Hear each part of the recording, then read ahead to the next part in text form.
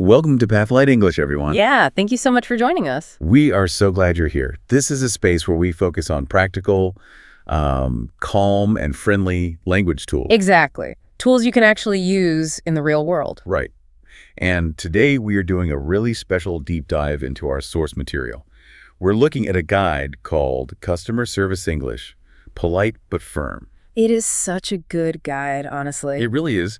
And, it is specifically designed for B1 and B2 English learners. Right, but I think we should emphasize that the psychology here is universally applicable. I mean, native speakers need this just as much. Oh, absolutely. I mean, picture this scenario, right? Yeah. You are staring at your screen. You are completely paralyzed. Oh, no. I know this feeling. Right, because 2 weeks ago, you ordered this critical piece of hardware for a project, and it is due tomorrow. And you paid for expedited shipping, obviously. Obviously. Yeah. Track the package obsessively. Yeah.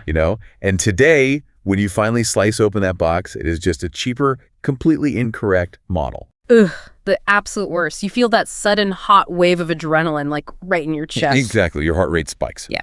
So you pick up your phone, right? You dial customer service. And you navigate that horrible labyrinth of automated menus. Yeah, the endless menus. And when a human being finally answers, you just unleash this torrent of justified fury. Because you are right. You are totally justified. Right. You tell them they ruined your project. You tell them their company is, completely incompetent. And what happens? Usually the agent just goes completely silent. Yeah. And then they recite this robotic apology.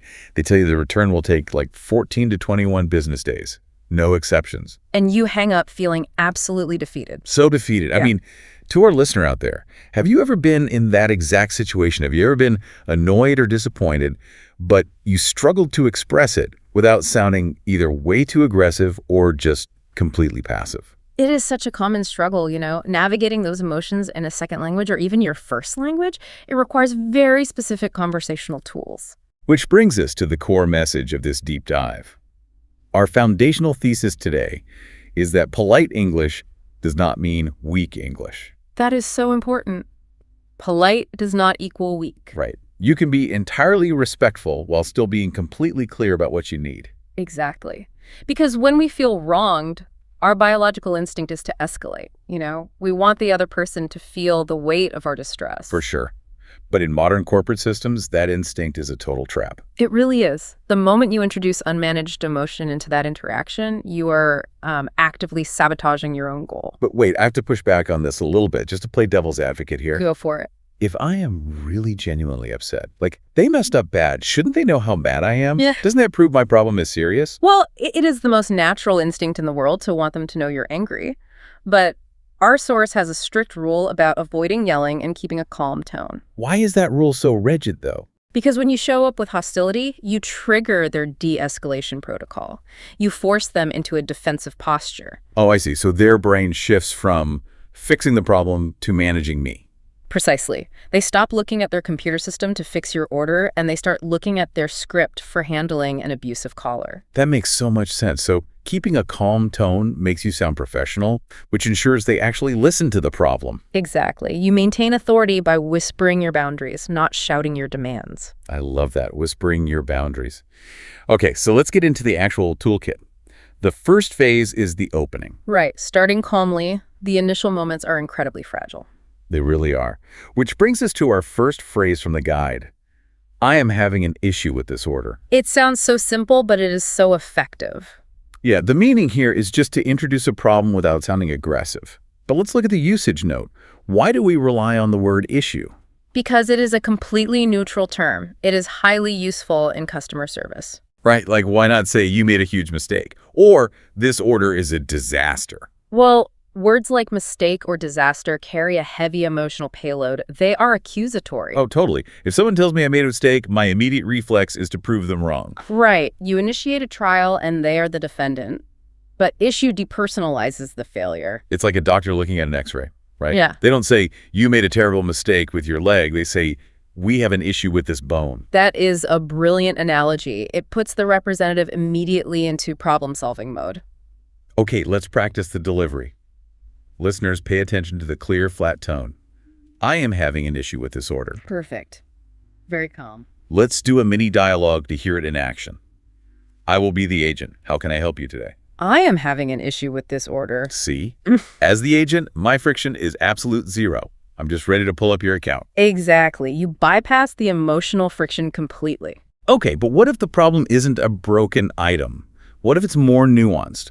Like you ordered a walnut table and it just looks way darker than the website photos. Oh, the expectation gap. This is where people get trapped in an unwinnable debate. Right, because if you say, this color is wrong, they just say, well, the box says walnut, so it is right. Which brings us perfectly to our second phrase. I was expecting something different. Ah, such a good pivot. The meaning here is for when the result does not match what you expected. And the usage note points out that this sounds much calmer than just bluntly stating, this is wrong. Because it shifts the focus to your expectations, rather than directly attacking the company. Exactly. No one can argue with your internal expectations. You aren't calling them liars. Let's hear the example sentence delivery. I was expecting something different based on the description. Notice how that invites curiosity instead of defensiveness. Let's run a mini dialogue. You be the agent this time. Sure. What seems to be the problem with the item? I was expecting something different. Right away, as the agent, I naturally want to ask, oh, what were you expecting to receive? That's like adjusting a mirror, you know? Wait, how do you mean? Like if the rearview mirror in your car isn't showing what you need, you don't punch the glass and break it. Oh, I love that. You just gently tilt it. Yeah, you're just tilting the conversation to show them the gap between their description and reality. That is fantastic. You're inviting them to look at that gap with you. Okay, so we started calmly. We have their attention. Now we transition to the second section of the guide, explaining the problem. This is a danger zone. People tend to ramble here. Oh, big time. Yeah. We want to tell the whole epic saga of our suffering. But how do we explain what went wrong without doing that? We use phrase number 3. Here is what happened. Simple but powerful. The meaning is just to use this phrase to organize the story. Yeah, the usage note is key here. This phrase helps you sound clear and prepared. It's like a verbal signal, right? Exactly. It acts as a definitive marker to the listener that a sequence of events is coming. Okay, let's hear the example sentence. Here's what happened. I placed the order yesterday, but it never arrived. Very tight, very factual. Let's do the mini dialogue. I'll be the agent. Can you explain the problem? Sure. Here is what happened. As the agent, the moment I hear that, my hands go right to the keyboard. I know a timeline is coming. It primes their attention. It gives them cognitive ease, which makes them way more cooperative. But wait, let me add some complexity. What if the timeline is a total mess? Like the item was late, the box was ripped, the driver was rude, and the screen is cracked. The compound failure, the kitchen sink approach. Yes. People want to list every single grievance because it all feels so unjust. But if you dump 5 overlapping complaints on an agent, you induce total paralysis. They don't know which system to check first. Which leads us to phrase 4. The main problem is. Yes. The meaning here is to forcefully focus on the most important issue. And the usage note warns us that in frustrating situations, people tend to list every tiny thing. This phrase avoids those long, confusing complaints. It zeroes in on what actually needs fixing right now. Here's the example sentence delivery. The main problem is that I paid for delivery, but the package was not delivered. Notice how it cuts through the noise. Let's do the mini dialogue. You be the agent looking at a messy account. Okay, so I see notes here. There were several issues with this delivery. Yes, but the main problem is the missing item. Perfect. You grabbed the steering wheel and directed me to the priority. But I'm going to push back again. What if everything is equally terrible? Doesn't ignoring the rude driver let the company off the hook? It's about triage. Prioritizing the main problem gets you the fastest initial action, which is your goal. Oh, like an emergency room. You fix the punctured lung before you tape up the broken finger. Exactly. Once you get your refund for the missing item, you can submit a feedback survey about the driver later. That makes total sense. Okay, smoothly transitioning now. We've explained the problem calmly, but complaining isn't enough. Right, you must transition the conversation from the past into the future. From the problem to the solution. Which brings us to section 3, asking for action. This requires a very delicate grammatical balance. Let's look at phrase 5. Could you look into this? The meaning is to ask someone to investigate the problem. The usage note here is all about unpacking that phrasal verb, to look into. Right. Why use look into instead of just saying, investigate this immediately? Because look into is collaborative rather than demanding. Investigate sounds like a police procedural. It sounds like you're accusing them of fraud. Yes. Could you look into this, however, treats the agent as a trusted professional. Here is the example sentence. Could you look into this and let me know what happened? Very soft, deeply polite, but it still demands an action. Let's run the mini dialogue. I'll be the customer looking at my account. I do not see the update yet. Could you look into this, please? Nice. It puts the responsibility on me without insulting me. But what if there is no mystery? What if the item is clearly shattered and there's nothing to investigate? Then you need a concrete solution. Which brings us to phrase 6. What can be done about this? This is a masterclass in diplomacy. The meaning is just to ask what solution is possible. But the usage note highlights the balance. It is firm, but still polite. Yes, and it's all about the passive voice. Notice it is what can be done, not what can you do. Oh, wow. That is a massive distinction. If I ask, what can you do, I'm dumping the whole corporate failure onto this one random employee. Exactly. It can feel like a personal challenge. They might feel cornered and just say, there is nothing I can do. But the passive voice separates the person from the corporation. Let's see the example sentence delivery. What can be done about this? It puts the responsibility of the solution back on the representative without insulting them. Let's hear the mini dialogue. You be the agent. Okay. I understand the problem with the shattered item. Thank you. What could be done about this? See? You're asking me what levers I can pull within my system to help you. We are allies against the machine. Yeah. But, okay, let's introduce the hardest part of these interactions. Oh boy. Section 4. Staying firm. Right. What happens when their first solution just isn't good enough? Like when they ruin a huge catering order and offer you a 5% coupon? Yes. The temptation to lose your temper is huge because it feels insulting. We need a mechanism to hold the line. Phrase 7. I understand, but that does not solve the problem. So powerful. The meaning here is for when the other person's answer is not enough. But listen to the usage note carefully. It warns that this phrase is very direct. Because the words themselves carry so much weight. Twice. So keeping your tone extremely calm is crucial.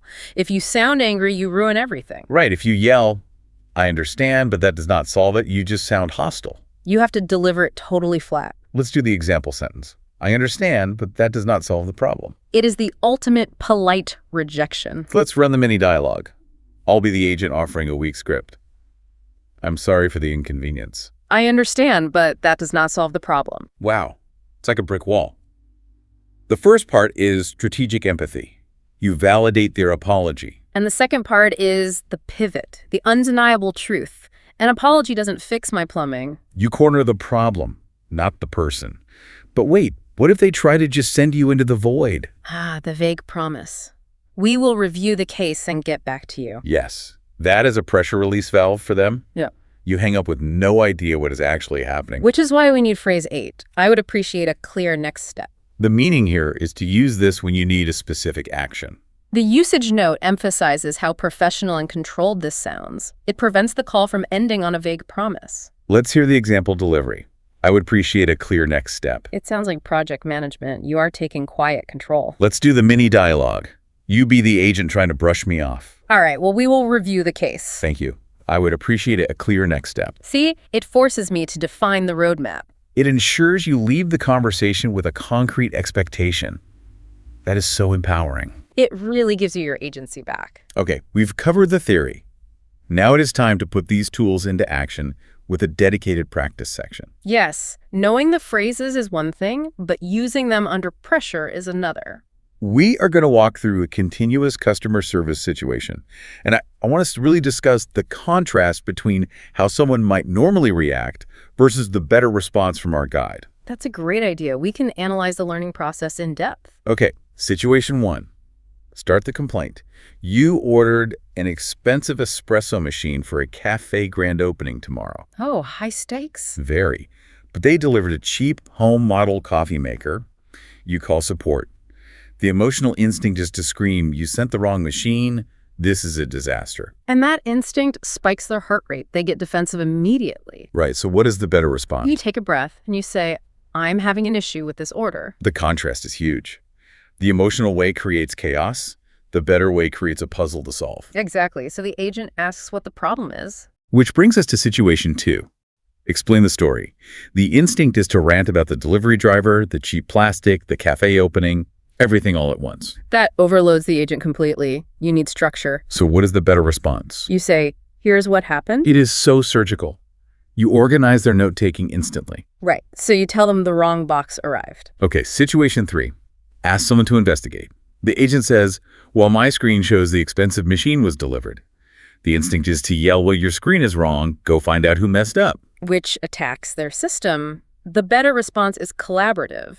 You say, could you look into this? So simple. You validate what they see, but politely insist they dig deeper. And they put you on hold, check the warehouse, and realize a label was swapped. Yes.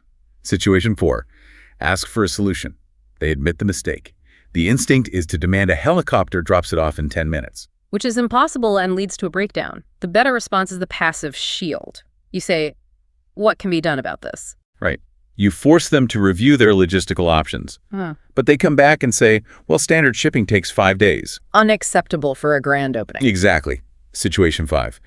The answer is not enough. The instinct is to explode and say, I am not waiting 5 days, let me speak to a manager. That just authorizes them to put you in a hold queue forever.